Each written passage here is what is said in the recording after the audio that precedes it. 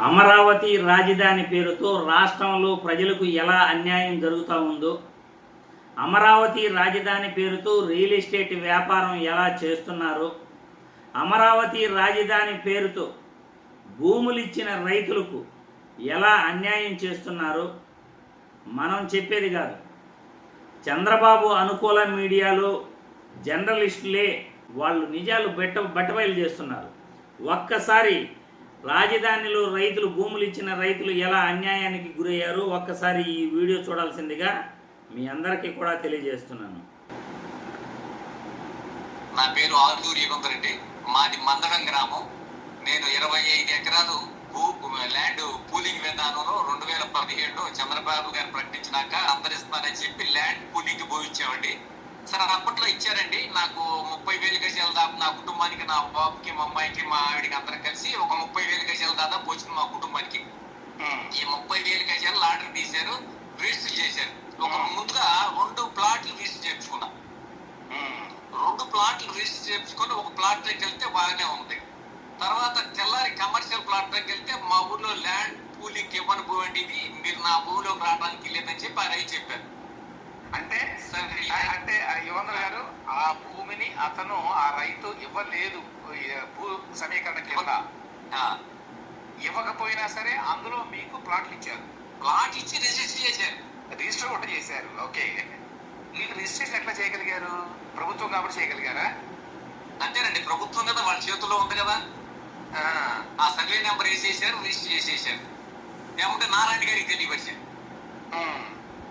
2018 నారాయణ గారికి తెలియపెడితే నారాయణ గారు శ్రీధర్ గారికి చెప్పమన్నారు. ఎవరికైతే ఈ రిటర్నబుల్ ప్లాట్స్ ఇవ్వాలో వాళ్ళకి ఇంతవరకు ఇవ్వలేనిటువంటి ఒక చాతగాని తనాన్ని సిఆర్డిఏ ప్రదర్శిస్తూ ఉంటే మరి ఆయన దృష్టికి వెళ్ళలేదా? ఆయనకి తెలియదా? మీరు ఎవరి ద్వారానైనా ముఖ్యమంత్రిని కలిసి ఏమైనా చెప్పడానికి ట్రై చేశారా?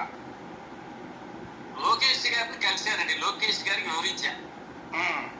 యుగంధర్ గారు, నారాయణ గారు చూస్తున్నారు కదా, మనం ఏలు పెట్టకూడదు మళ్ళా దానిలో సిఆర్డి ఏదో అన్నారు లోకేష్ గారు. ఎక్కడైతే క్లియర్ గా ఉందో భూమి అక్కడ ఇవ్వండి నాకు ప్లాట్లు అని. మళ్ళీ లాంటి లేదు, లాంటికి లేదు, పోలేదు, నేను కూడా కావాలని మిగిలిపోయి వదిలేసి నా మొహాన్ని ఎలా చూస్తున్నారు. ఇదేంటి సార్, అసలు మా ప్లాట్లు ఇవ్వాలంటే వాళ్ళు వచ్చి మా ఇంటి దగ్గర మీ ప్లాట్లు ఇస్తాను, మేము వెళ్ళి దేవి తుఫాన్ పార్క్ దేని అడుకోవడమే సార్ అసలు. అంటే ఇప్పుడు నాకు అర్థమైంది ఏంటంటే వీళ్ళు ఈ భూములన్నింటినీ కూడా వాళ్ళకి కావాల్సిన వాళ్ళకి ప్రభుత్వాలు ఇచ్చేసుకున్నారు, చాలా పెద్ద పెద్ద వాళ్ళకి అందరికీ. కానీ యాక్చువల్గా ఎవరైతే రైతులు ఇచ్చారో ఆ భూములు వాళ్ళకి ప్లాట్లు ఇవ్వడానికి మాత్రం భూమి మిగిలిలేదు. ఇప్పుడు చెప్తున్నారు అన్నట్టుగా ఉంది వాళ్ళ వ్యవహారం చూస్తే. అవును, చూశారు కదా, క్లియర్గా మనం చెప్పటం కాదు, చంద్రబాబు అనుకూల మీడియాలో పనిచేసిన జర్నలిస్టులే చంద్రబాబు యొక్క అవినీతి బాగోతాన్ని బట్టబయలు చేస్తున్నారు. గత టీడీపీ ప్రభుత్వంలో 2014 నుండి 2019 మధ్యలో జరిగిన అన్యాయం ఇప్పుడు రెండోసారి ల్యాండ్ పూలింగ్ కూడా అందుకే చేస్తున్నారు. ఆల్రెడీ భూసేకరణ చేసిన రైతులకు ప్లాట్లు డెవలప్ చేసి ఇవ్వలేదు, కానీ ల్యాండ్ పూలింగ్లో మొదటి విడత ల్యాండ్ పూలింగ్లో భూమి ఇవ్వని రైతును భూమిని కూడా వీళ్ళు రిజిస్టర్ చేసి ఇచ్చేశారట. ఇంతకుముందు చెప్పింది విన్నారు కదా, ఆ రైతు భూమి ఇవ్వకపోయినా ఆ భూమిని వీళ్ళు రిజిస్ట్రేషన్ చేసి ఇచ్చేశారట. అంటే అధికారంలో ఉంటే మనం ఏమైనా చేసేయచ్చు. ఒక రైతు పేరుతో ఉన్న భూమి అది వేరే వ్యక్తికి మనం అమ్మాలంటేనో కొనాలంటేనో ఆ వ్యక్తి రిజిస్ట్రేషన్ ఆఫీస్కి రావాలి.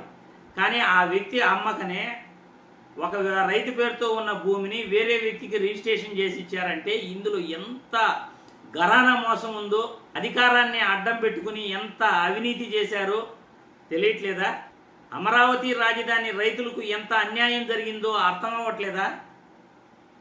అమరావతి రాజధానిలో భూసేకరణ చేసి ఇష్టానుసారం తమకు కావాల్సిన వాళ్ళందరికీ ఫ్లాట్లు ఇచ్చుకున్నారు అని ఆ జర్నలిస్టు చెప్తున్నారు. తమకు ఎవరైతే కావాలో పెద్ద పెద్ద వాళ్ళకంతా ఫ్లాట్లు వీళ్ళు ఇచ్చేశారు, రిజిస్ట్రేషన్ కూడా చేసుకునేనారు. రైతులు భూములు ఇవ్వకపోయినా సరే రిజిస్ట్రేషన్లు కూడా అయిపోయినాయి. అధికారం మనదైతే మనం ఎంతైనా అవినీతి చేయొచ్చు, ఎంతైనా అడ్డగోలు పనులు చేయొచ్చు. అధికారం వాళ్ళదైతే ఏ పైనైనా చేస్తారు చంద్రబాబు నాయుడు కానీ లోకేష్ బాబు కానీ. అర్థమవుతా ఉంది రైతులకు ఎంత అన్యాయం జరిగిందో. ఆలోచించండి, ఇదేనా మంచి ప్రభుత్వం అంటే? ఇట్లా పనులేనా మంచి ప్రభుత్వం చేసే పనులు?